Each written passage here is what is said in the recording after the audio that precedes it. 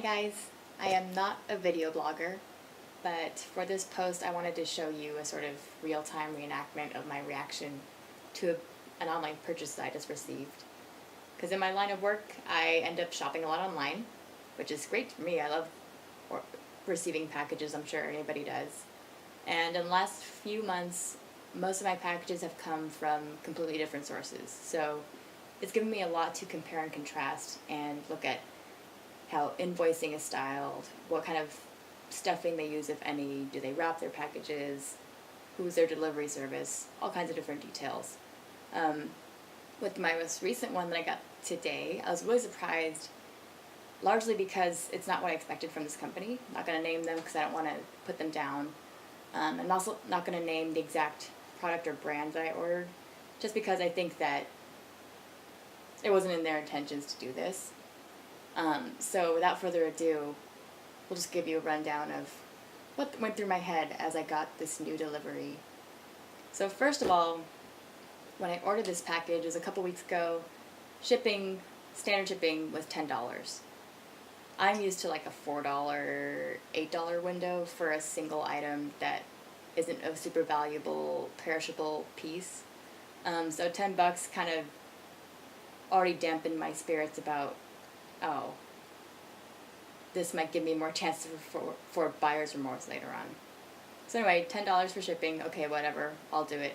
It ended up actually doubling the price, or the eventual cost for what I ordered, which is kind of annoying too. Anyway, so I get this huge-ass box in the mail.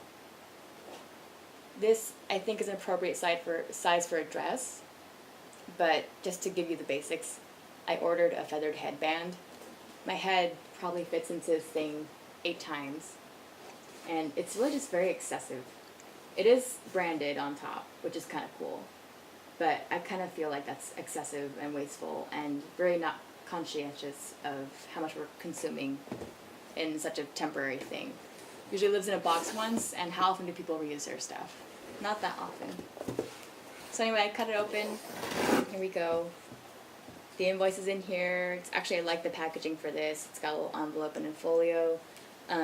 The return label's on top. It's already sticky, so when I return it probably tomorrow, I can just slap it on the box again and give it to the delivery guy. So then we get to the actual box inside. It's not super impressive on the interior. I only say that because I've seen stuff like Guild Group, and they'll do a fully branded interior. Like, I feel like if you're getting a branded box, you're kind of leading the customer to believe that there's going to be tissue paper and confetti, like all kinds of fun stuff when you open up the box. But all I saw was a bunch of white. And then I finally get to the product itself.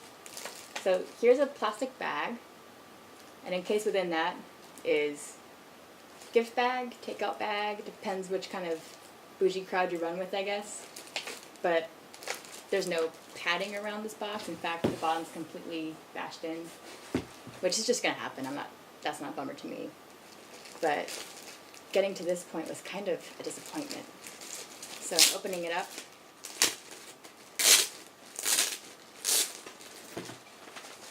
I pull out the gift bag / takeout bag, and I'm looking at it, and there's literally item number and brand written in Sharpie on the front label.